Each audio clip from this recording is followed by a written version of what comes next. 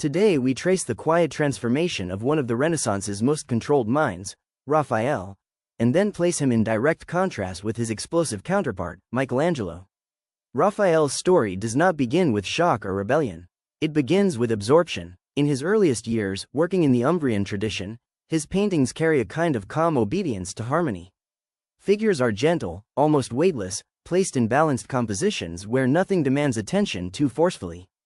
The world he paints feels safe, ordered landscapes, soft faces, and religious scenes that do not disturb the viewer. At this stage, Raphael is not trying to redefine painting. He is refining what already exists.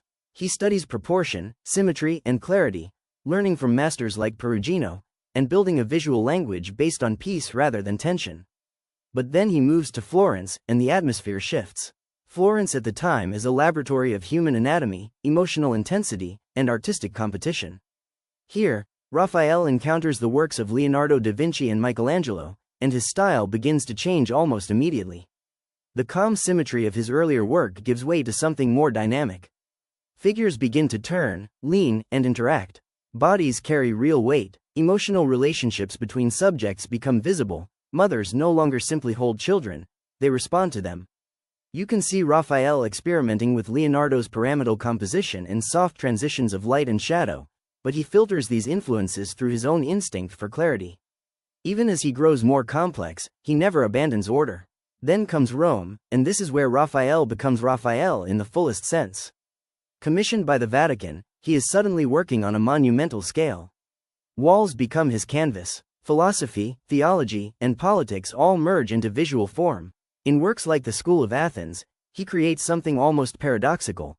A painting filled with dozens of figures, yet none of it feels crowded. Every gesture has direction. Every space has breathing room. The composition is architectural in its precision, but human in its warmth. Philosophers argue, gesture, and think, but the scene never breaks into chaos. This is Raphael's signature achievement, complexity without confusion. In his Roman period, his figures also become idealized. Not abstract, not realistic in a harsh sense, but perfected, what Renaissance thinkers believed humanity could aspire to. The emotion is controlled, never spilling over.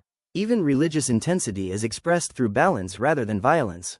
Raphael is, in many ways, the painter of intellectual serenity.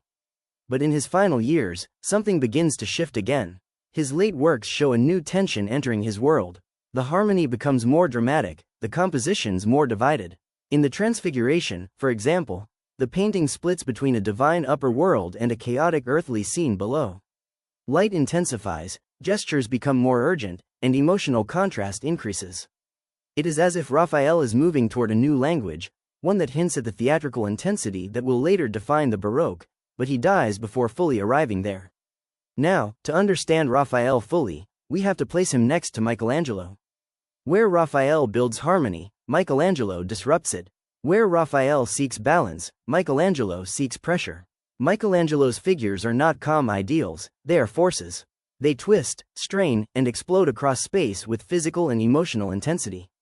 Even when Michelangelo paints divine subjects, there is a sense of struggle embedded in the body itself.